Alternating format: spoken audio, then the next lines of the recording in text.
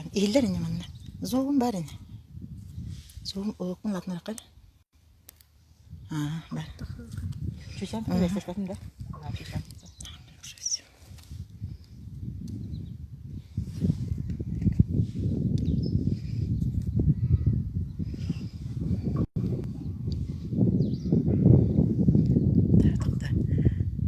Сейчас. Добрый день, дорогие друзья, подписчики инстаграм-страницы библиотеки имени Белинского. Мы в прямом эфире. Я Екатерина Попова. Эфир веду из села Чурапча. Потом вам скажу, почему именно из этого села. Тема сегодняшнего эфира – сила человеческого духа о Вере Кирилловне Захаровой, якутской летчице, которая облетела всю Польшу, Германию на санитарном самолете, спасла около 200 раненых, которая перенесла тяжелое ранение, немецкий плен и которая в победном мае на Рейхстаге в Берлине оставила свою подпись «Вера Захарова, Якутия». 19 июля этого года исполнилось бы ей 100 лет. Сейчас я вам буду показывать, так как стою в Чурапче, я вам буду показывать виды Чурапчи. Вот церковь, который был построен в 1851 году. Напротив церкви памятник переселенцам чурапчинцев на север. Жалко, что я вам не могу показать Эбе, озеро Чурапчи. Я стою около музея. Вот музей Чурапчинский. Идем в музей. И эфир я буду вести из здания музея.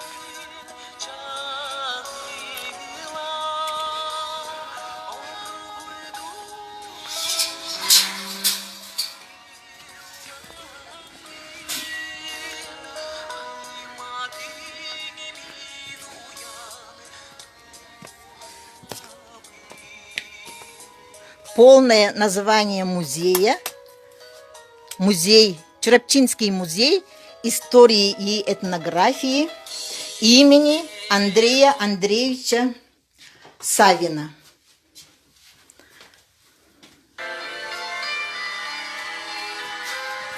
Так, заходим в здание. Стенды официального характера. Так, и с левой стороны нас встречает уголок, посвященный Андрею Андреевичу Савину, первому директору музея, имя которого носит музей Чурапчинский. Так, дальше у нас зал. Я проведу совсем кратенькую мини-экскурсию. Так, здесь зал, посвященный истории Батурусского улуса. Это комплект Батура, подаренный Неустроевым Борисом Федоровичем Мандар-Ус. Так, это у нас генеалогия Батурусского улуса. Первое Эллей, потом Джон Джанглы, а потом дальше идет. Так, вот так проведу вот так.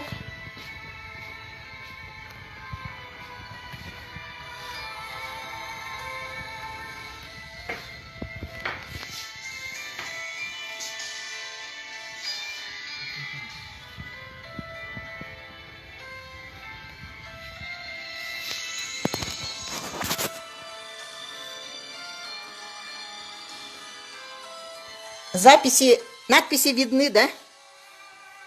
Вот надписи я показываю. Напишите, пожалуйста, надписи видны четко или нет. Так, старинные предметы, предметный ряд. Хочу я вам показать вот фрагмент берестяной урасы,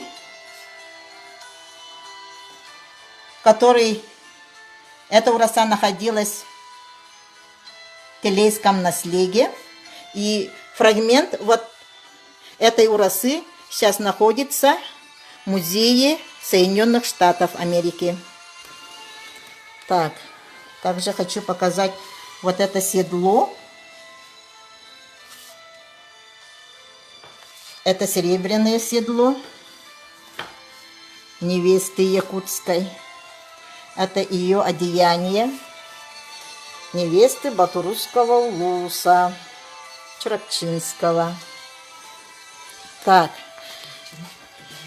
дальше у нас вот герб Чурапчи, карта и муниципальное образование.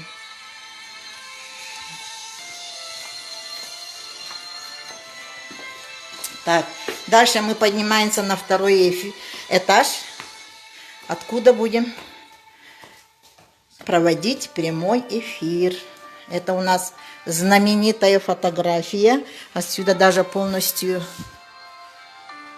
вот так фрагментом буду показывать, да? Это праздник Исых в селении Чурапча в начале мая 1902 года. Фотография тоже также находится в Американском музее естественной истории. Я издалека вам покажу.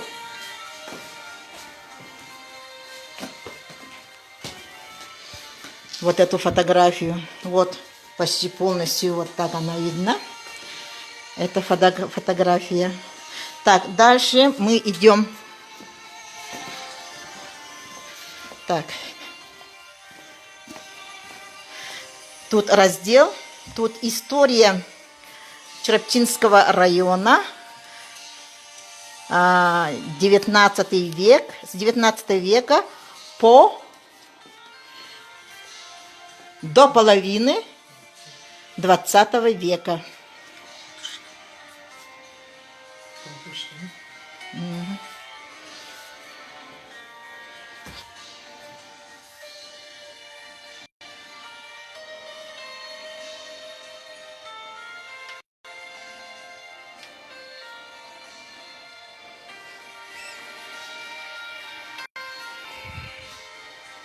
Это Чурапчинская дружина, которая была организована Субурусским и Аржаковым.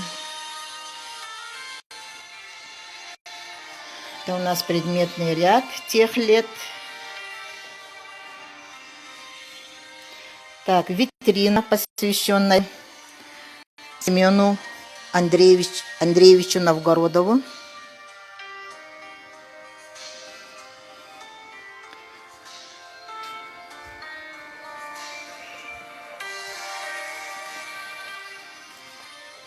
Так, у нас, конечно, некоторые разделы закрыты.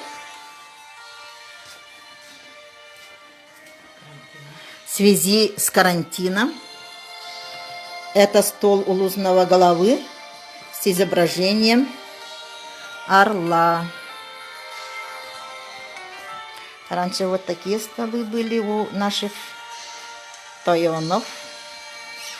Так, хочу показать, хотя вот это все закрыто, да, хочу показать раздел, посвященный насильственному переселению колхозов Чурапчинского района в годы войны. Была страшная трагедия.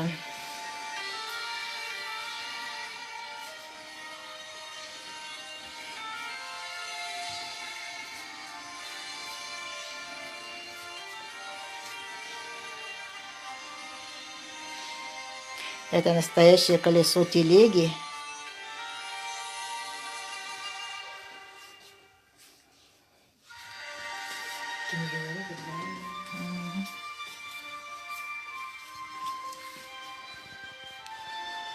Это книги, посвященные этой трагедии.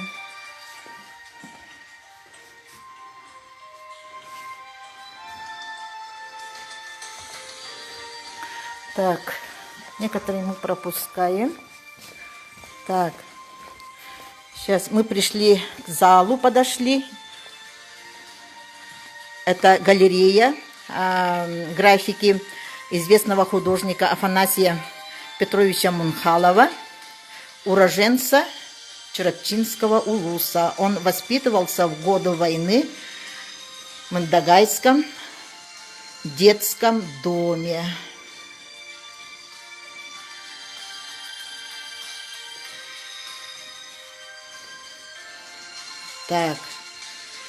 Так, еще я хочу показать то, что подготовили сотрудники музея к юбилею Победы Великой.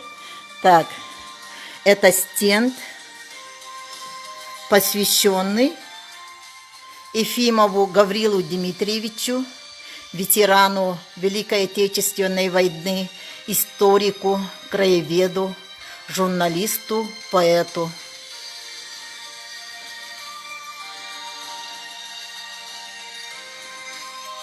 Так, дальше. Вот стенд, посвященный легендарному артиллеристу Протодьяконову Гаврилу Дмитриевичу.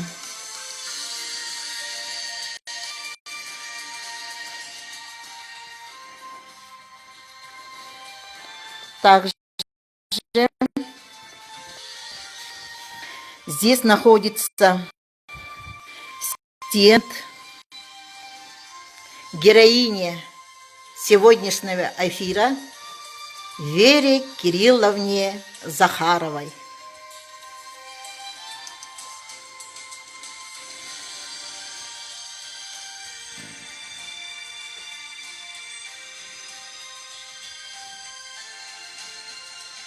Она часто приезжала в Чарапчинский район.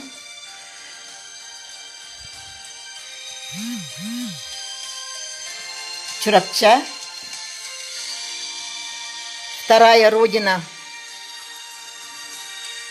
нашей героини, легендарной летчицы. Она родилась в селе Кытанов Чарапчинского района. Это ее родители, отец, он родом из Кытанов, а мать Алекминский улус, с Алекминского улуса.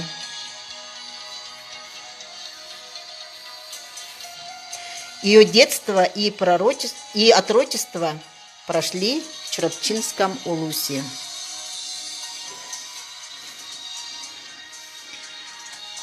Так, сейчас мы начнем эфир наш.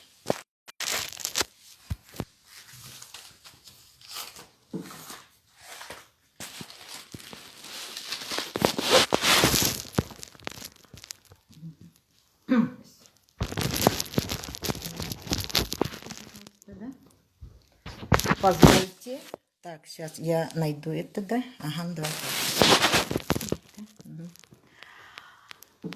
Позвольте вот на фоне стенда пригласить гостью эфира Октябрину Николаевну Корнилову, летописца жизни Веры Кирилловны и подвижника ее памяти. Она учитель, отличник образования Республики Саха-Якутия. У нас с ней совместный проект «Поколение, входящее в вечность», посвященный к 75-летию Великой Победы. Давайте я ее приглашу. Так.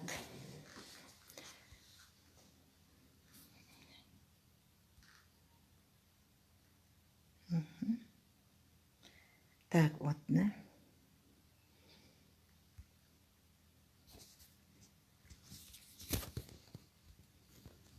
Сейчас я ее приглашу. Так. Угу. Так.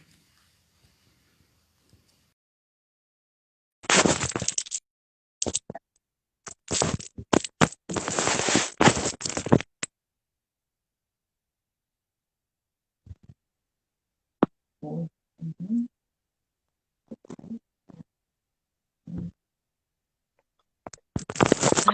Катерина Николаевна, к нам сейчас появится у нас наш экран.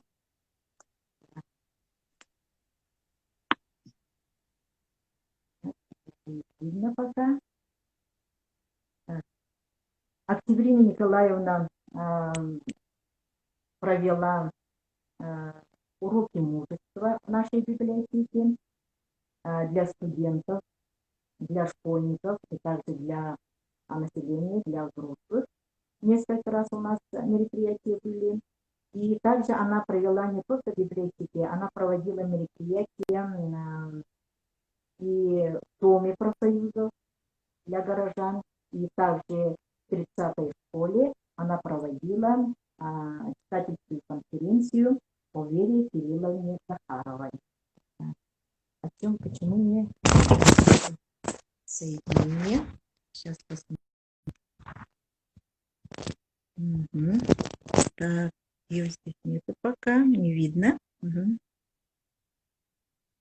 Вот она. Угу. Так, ожидание. Сейчас мы сделаем ожидание. Сделали.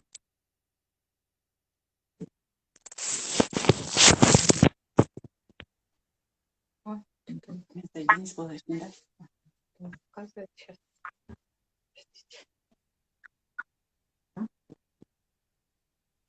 Так, не видно, да, ее?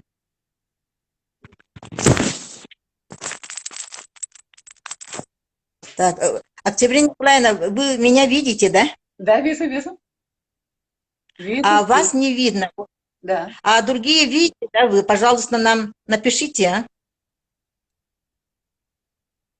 Вы себя видите, Октябрина Николаевна, на экране? Нет, меня нет. Мгм. Меня нет. Не видно, да? Нет. Ой, жалко.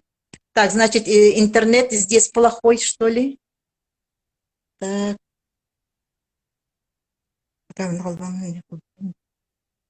Ага. Так, может, мы это, да? С другого телефона, может, выйдем на нее? Так, Инстаграм. Белинки. Нет, да, не получается у нас. Так, вы нас слышите, да, Октябрина Николаевна? Очень хорошо слышу, ага, и вижу. Ага, ага. Ну, давайте тогда так сделаем, да? Еще раз я вас присоединю. Так, выходите, пожалуйста, с этого, с эфира. Угу.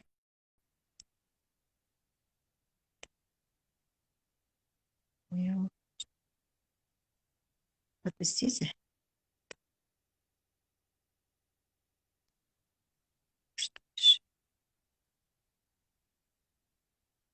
Это же другой человек, по-моему. Почему у него... Почему? Ага. Может, у вас камера выключена? Нет? Нет, нет, нет, нет. У нас Да, включенная интернет камера. слабый, да? Да, так, здесь... Ой, вас не видно, а вы меня видите, да? Очень хорошо Да, видим. хорошо. Ага, очень хорошо видим. Угу. Угу. Ага, СБС Белинка. Так, сейчас, минуточку, извините, пожалуйста, уважаемые зрители. Так, сейчас. Угу. Угу. Так. Блин.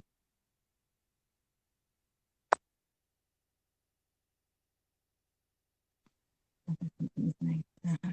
Так, значит, это, да? Угу. Так, значит, как сделаем тогда? Мы вас не видим, но вы, может, будете рассказывать, а я буду показывать вот стенд, посвященный Вере Кирилловне. Хорошо. Так, Хорошо. ага. А так, ну, расскажите, пожалуйста. Так, ну, здравствуйте, уважаемая Екатерина Васильевна, во-первых, и уважаемые подписчики и сотрудники библиотеки имени Белинского.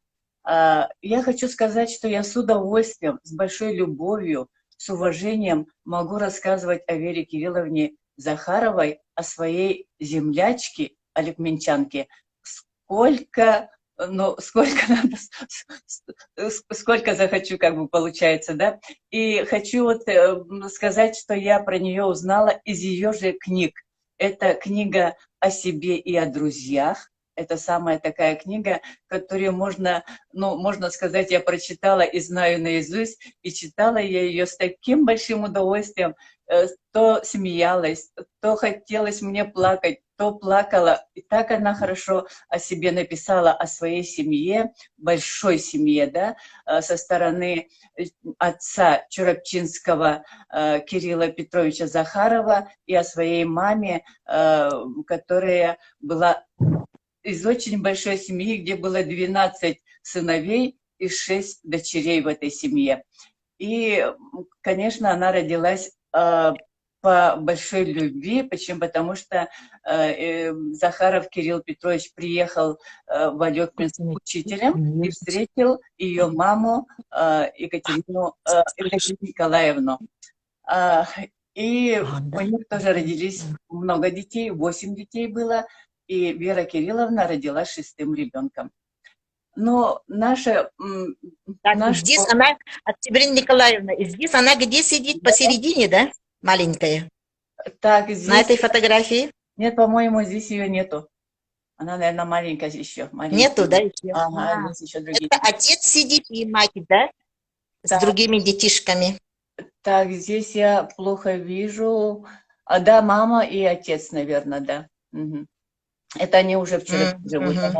Но я бы хотела сказать, что то, что мы сегодня говорим о Вере Кирилловне Захаровой, и мы продолжаем наши уроки, и хочу слушателям сказать, что библиотека очень-очень много уроков посвятила Вере Кирилловне, и я не могу вспомнить ни одного юбиляра, которому было посвящено столько много встреч именно с молодыми, со школьниками, со студентами благодаря библиотеке. И сегодня я даже могу сказать, что каждый месяц мы с Екатериной Васильевной проводили вот эти встречи. И встречи проходили очень-очень интересно. Почему? Потому что все слушатели были сами участниками. Они задавали вопросы, они спрашивали, и даже некоторые вспоминали, что ее встречали, когда она уже была пожилым человеком. И было очень приятно проводить эти уроки. И сегодня я хочу прочитать, именно посвятить ей такое стихотворение. Почему? Потому что мы очень долго жили с ней рядом, но получилось, что мы ее лично просто не знали. Почему? Потому что она была очень скромным человеком, много работала, много сделала доброго дела, но мы вот именно посвятили нашу благодарность с ее именем в год юбилея Победы и ее юбилея. Пожалуйста, вот это стихотворение я посвящаю всем слушателям. С каждым годом уходят от нас ветераны той далекой великой войны, и болят у оставшихся старые раны за друзей, что на небо ушли. Это те, кто 75 лет назад отстояли Москву и спасли Ленинград, кто за родину шел решительно бой, пулеметные дзоты закрывая собой, кто Россию сберег от фашистской чумы, и 75 лет про войну видят сны. Не стесняясь, наденьте свои ордена, позабудьте печали и старость, вами правду гордится страна. Жаль, что вас мало осталось. С каждым годом уходят от нас ветераны, и уже никогда не вернуть их назад той далекой войны, не зажившие раны. вечной скорбью нам в души стучат. Вера Кирилловна была такой защитницей Родины, истинным патриотом. Ее активная жизненная позиция, отзывчивость, доброжелательное отношение к людям останутся в памяти всех якутян. И это было заложено в ней, в генах, от ее предков, которые поселились в Алёкминском улусе, которые приехали после Пугачевского мятежа, их сослали в Сибирь, но думали, что они в дороге погибнут. Они приехали и жили, трудились, рожали детей и оставили свой большой след в нашей далекой, холодной Сибири. И мы жили, до сих пор живем в таких дружеских отношениях, русские и якуты и другие народы. И сегодня мы почитаем историю свою и почитаем наших защитников. Мы знаем их судьбу, их жизнь и силы человеческого духа, которые мы прослеживаем по жизни о Вере Кирилловне Захаровой, говорит о том, что именно такие люди живут в нашей Якутии. Сегодня мы должны были отметить 100 лет со дня рождения Захаровой Веры Кирилловны в родном селе Дильгей. Но в связи с тем, что карантин перенесли, это большое событие юбилейное на 2 сентября 2020 года, в день преддверия окончания Второй мировой войны.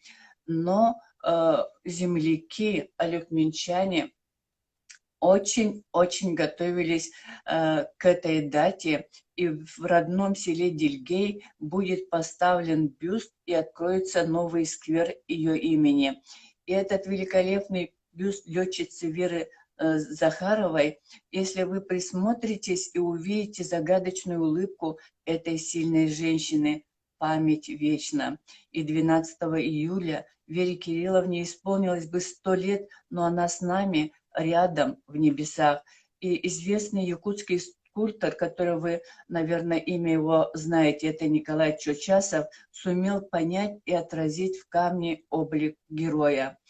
Скульптор хорошо знаком якутянам. Многие видели на площади аэропорта установлен памятник в честь алёкминской девочки Карины, выжившей в глухой тайге, ее собаки.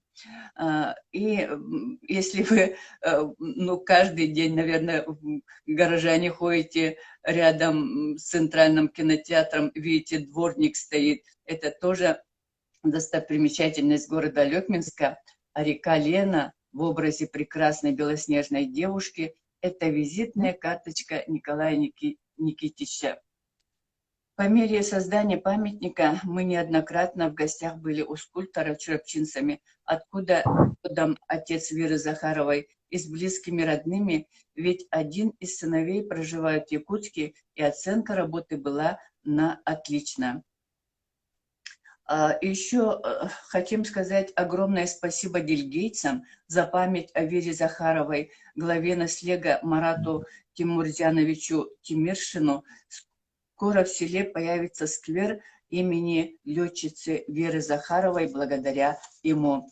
И к столетнему юбилею первой летчицы из народа Саха Веры Захаровой реализован еще проект Альбины Черепановой от имени землячества Алёкминского района Тюмсю.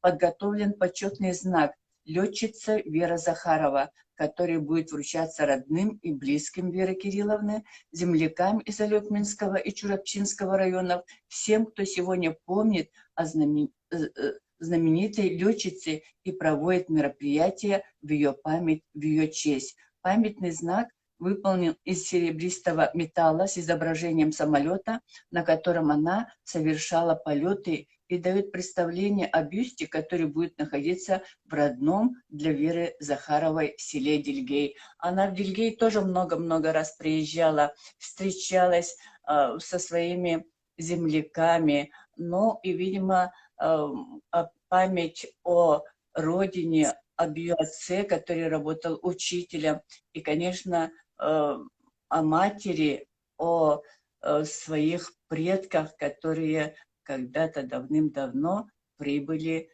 в Алёкминский улус и поселились и работали, и рожали таких замечательных детей, защитников Родины, как Вера Кирилловна Захарова. И ее братья и сестры тоже были участниками войны. Вера... Да, Октября Николаевна, спасибо за информацию, да, но я хотела бы, например, так, узнать о чем, да, о детстве, да, какое детство было у нее, да, про родителей тоже хотела бы, ну, такие факты, вот, расскажите, пожалуйста. Да, мне очень-очень приятно именно детство Веры Кирилловны, как она хорошо в своей книге о себе и о друзьях вспоминает о своих бабушках по линии отца и по линии матери. Это были просто исключительно такие женщины, которые именно заложили трудолюбие, любовь к родине, любовь к людям. И Вера тоже росла такой девочкой, такой любознательной, такой отзывчивой. И вспоминается такой момент, когда она, ну, маленькая девочка с мамой своей бегала по Чурапчинскому селу, где она жила, и помогали они людям. Почему? Потому что мама была травница, и она умела лечить людей. И, конечно,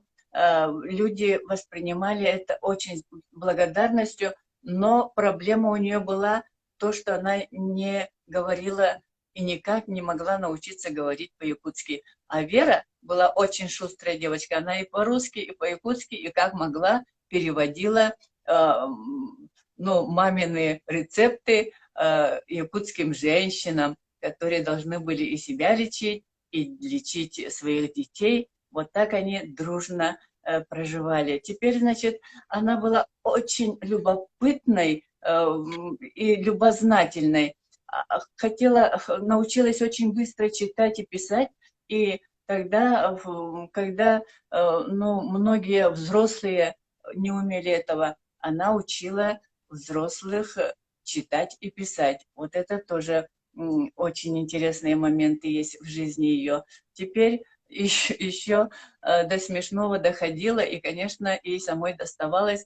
Приехали первые русские учителя в Чурапчу, и Вера до того была, как сказать, любопытно. Она смотрела на этих девушек со светлыми волосами и с голубыми глазами, и прямо ходила, смотрела им в глаза и спрашивала: как интересно, они видят так же, как и мы, у нас черные глаза, а у них голубые глаза. Вот, и потом до того дошло, что матери нажаловались, что она очень-очень так пристает к учителям с этим вопросом.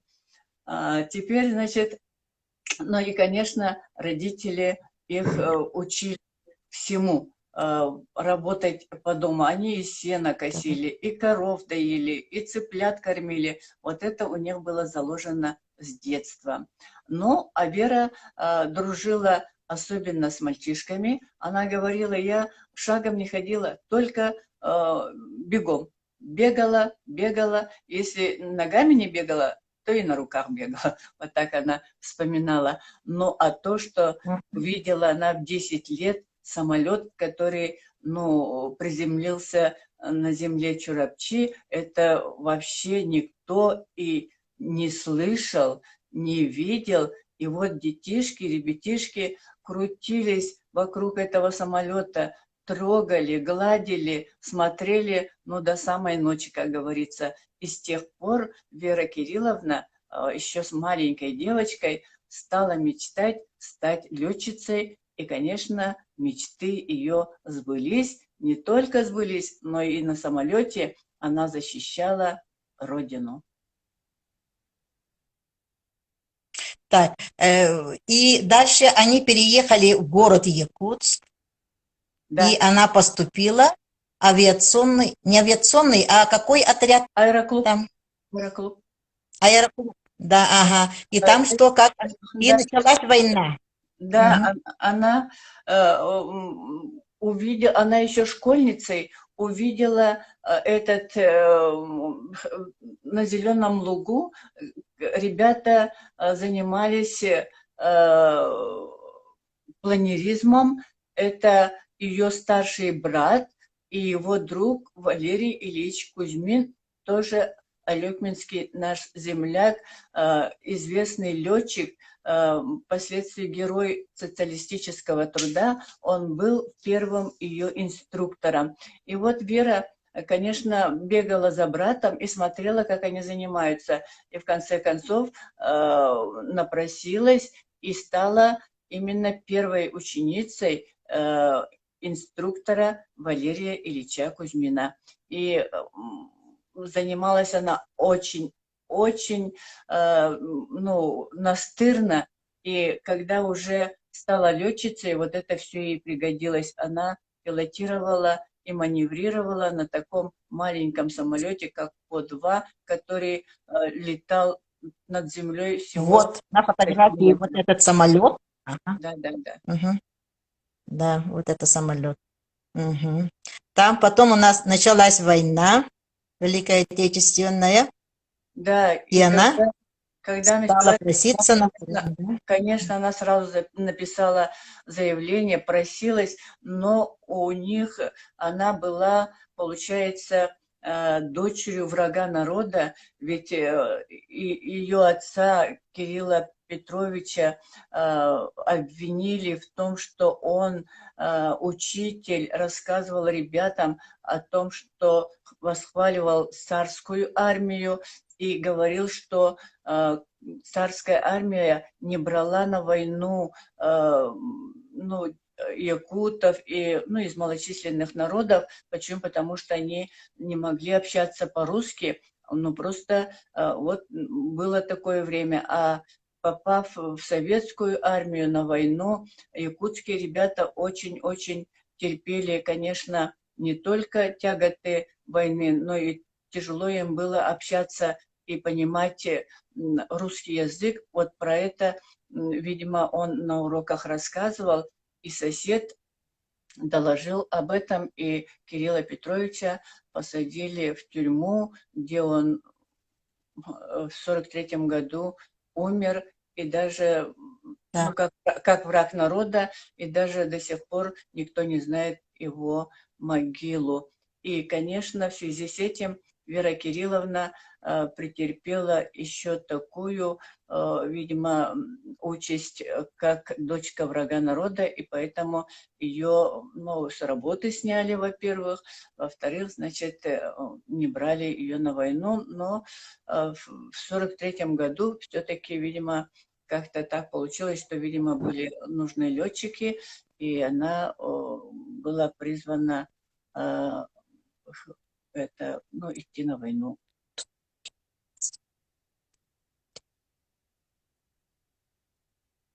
Дальше. А на войне, вот как было, она какие вылеты совершала? Да, она вот именно совершала на таком маленьком самолете, как По-2. Эти очень-очень легкие самолеты были, можно даже сказать, как будто они сделаны из бумаги, и они должны были перевозить, она очень много летала, в день 2-3 вылета делала, перевозила раненых, а обратно, значит, перевозили медикаменты, сухари, все, что нужно для воинов. И она совершила 180 вылетов, спасла около 200 военнораненых. и была очень отважной летчицей. Она не отказывалась никогда лететь в любую погоду, в любое время. И, ну, за это, конечно, и хвалили. Сама она тоже ни о чем не думала. Вот когда спрашивал ее, о чем думали, когда летали, когда воевали, думали только, что победить врага и вернуться домой. Никто не думал, что вот может умереть, что могут где-то это подбить этот маленький самолет. Об этом она никогда не думала. Октябрина Николаевна, Да. а расскажите, пожалуйста, о трагическом ее периоде жизни. Вот она попала в плен, и при каких обстоятельствах? Да, это тоже они совершали втроем, ну, перевозили раненых, и тут, значит, приказ поменяли, и должны были они перевести, перевести раненых втроем. 3 самолета, там ведущий, и 2, оказывается, один справа, другой слева, так летят они. И когда они летели прямо, ну, как-то поменялся маршрут, и они вдоль границы летели и попали под минометный обстрел, и попали в ее самолет, в ногу ранила, и она вынуждена была посадить свой самолет прямо на территорию врага.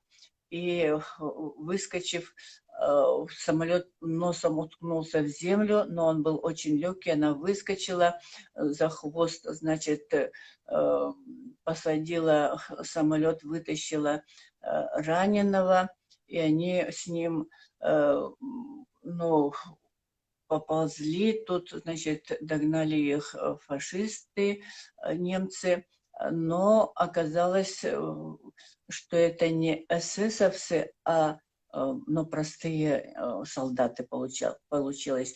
И их просто взяли в плен, и, ну, дальше, значит, уже маршрут был в концлагерь. И когда везли Веру Кирилловну, показывали всем, что Красной Армии уже конец, что уже и солдат не хватает, и советская армия, Красная Армия посадила, призвала на войну монгольских женщин. Она была похожа, видимо, на якутку больше, и так ее показывали, довезли до концлагеря. Конечно, в концлагере это страшная жизнь, но люди держались, помогали друг другу, и она тоже, чем могла, вспоминала, как мама лечила травами, как поддерживала людей, и они даже помогали бежать военнопленным, с которыми она после войны даже встретилась. И вот, ну, конечно, вспоминать жизнь, если так назвать жизнью, концлагерь, это невозможно без слез. И есть книга, которую она назвала «Трижды умиравшие», и здесь она как автор, как составитель говорит, что первый раз люди, которые попали, ну, на войну, первый раз они заглянули смерти в глаза, находясь в окопах, второй раз, глядя на немецкого конвоира, от желания которого зависела жизнь, и спиною ощущали ее ежеминутно, и в третий раз, видя презирающие глаза даже близких друзей, а отворачивающихся глаза начальства, отказывающих в работе как подаяние. Вот она поэтому назвала свою книгу «Трижды умиравшие». И здесь, значит, она встретилась с теми людьми, которые, но после войны жили, но были отвергнуты. И их никогда не упоминали даже праздники, их не приглашали ни на какие торжества, но люди выживали, и они знали, что они воевали, конечно. И это очень страшный момент в жизни каждого, кто был в плену. И я думаю, что Вера Кирилловна через это тоже прошла, можно сказать, не с поникшей головой, а именно с поднятой головой. Почему? Потому что в эти годы она помогала женщинам, которые воевали и которые жили в таких страшных условиях. И она восстанавливала документы, восстанавливала их имена, восстанавливала их здоровье, добивалась, чтобы им дали квартиру, улучшили квартирные условия, помогала, чтобы дали им путевки в санатории. И она восстановила 200 женщинам именно вот такую жизнь. Октября Николаевна, это послевоенная ее деятельность, и про это вы будете говорить? Да, после Клуб когда фронтовых подруг. Да, когда ей исполнилось 50 лет, ее пригласили, чтобы она возглавила фонд мира. И она, конечно, сразу согласилась. Создание клуба – это реализация идеи военной летчицы Веры Захаровой с подругами, также военной летчицей Анной Ременниковой и военным медиком Веленой Осекритовой. Клуб стал важной структурой в сохранении исторического наследия народа, данью уважения мужеству, героизму и самоотверженности якутянок в годы Великой Отечественной войны. История еще не знала такого массового участия героизма женщин в вооруженной борьбе за Родину. Во время Великой Отечественной войны среди тех, кто был признан и добровольно встал на защиту отчизны из Якутии, было 418 женщин и девушек. Они служили в различных родах войск наравне с мужчинами, прошли тяжкие испытания войны, получали ранения, погибали, попадали в плен. Никогда ранее якутским женщинам на протяжении истории человечества не приходилось быть участниками великих войн. Вере Кирилловне досталась миссия заняться поиском всех фронтовичек, проживающих в Якутии. Об этом Захарова в своей книге «У каждого своя война» к 30-летию организации клуба фронтовых подруг пишет, как одухотворенная этой прекрасной идеей вовлекла в общественную работу свою боевую подругу Анну Николаевну Ременникову, работавшую тогда в Верховном Совете ЯССР. А дружба этих отважных женщин началась еще в 1937 году. Тогда в Якутске был организован аэроклуб, а летчиком-инструктором была назначена Анна Ременникова. Она была одной из тех, кто поднял на крыло Веру Захарову в 1940 году, а в 1941 уже началась война. Подруги просились Извините, на фронт. Екатерина Николаевна, у нас, извините, да, у нас время подходит, и я хотела бы быстренько, чтобы вы сказали о детях. Муж, про мужа и детей, и про ее семью. Да, ее семья, конечно, тоже это отважная семья. Она вышла замуж именно 9 мая, в День Победы, за своего мужа Шматкова Анатолия Поликарповича, тоже летчика-испытателя, и они жили на его родине Брянщине. И родились у них 2 прекрасных сына. И, конечно, муж был тяжело ранен, он был инвалидом войны, хотя он от инвалидности отказывался и свою пенсию отдавал в фонд мира, и умер рано, в 1965 году его не стало, и Вера Кирилловна с сыновьями вернулась на родину в Якутск, работала в школе номер 23, вела уроки труда, домоводства, ну, вот, рисование, вот такие уроки, да. Потом, значит, ее пригласили в космофизику, и дети ее прекрасные закончили, старший сын геолог, младший летчик, он еще ветеран войны в Афганистане, он воевал. и у нее Мгм. внуки и правнуки. Но я Спасибо, Октябрина Николаевна. Хочу сказать, да, еще много родственников у нее и в Алекуминском районе, и в Чурапчинском районе. Октябрина Николаевна, да, большое спасибо за проникновенный, такой волнительный рассказ. Желаю вам очень хорошего отдыха, чтобы вы съездили на родину вот Веры Кирилловны Захаровой, чтобы вы воочию увидели бюст ее и хорошего летнего отдыха вам. Спасибо большое. Так, сейчас мы на этом мы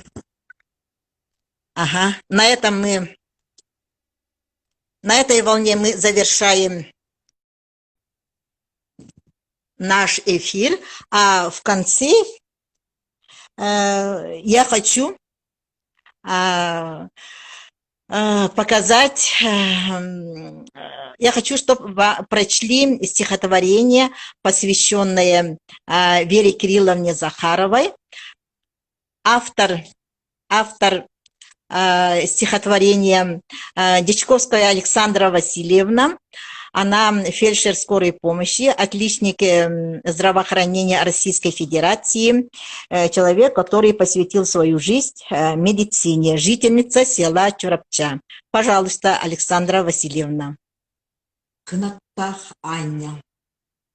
Солкын olur çelik gök, Себеккинин силенмит аластан, Селистардан, сытык поту кышан, Отунун урар, сир қаллан, Сиңнер алжар кайгар, Өк кыяр кырсынан, Корсуннук кырая Көппүте үрдүктен үрдүкке, Чуурар бул жабыгынан, Қанна қалабыр жетүрдүнен. Көппүте үрүн күн ымыта, үрүн тыны өрүгүе, айы кихитин каргыя. Көппүте кытыстар сарганы көрсө, көтөр ал болгуруйбат, биге эреллек байыга. Көппүте кини ыра ырайга, Чурапчы чараңын кен туттуута, Чурапчы чараңын ынактах Аняла. Махтал Александра Васильевна, спасибо вам большое. Так.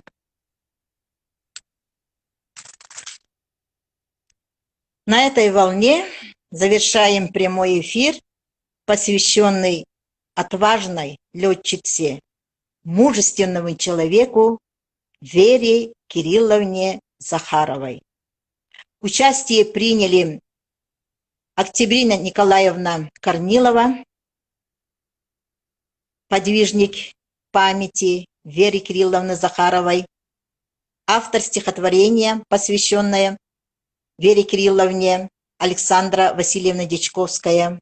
И хочу выразить свою благодарность директору Чурапчинского музея истории и этнографии Юрию Семеновичу Толстоухову. Дорогие зрители, будьте здоровы, до встречи на эфире.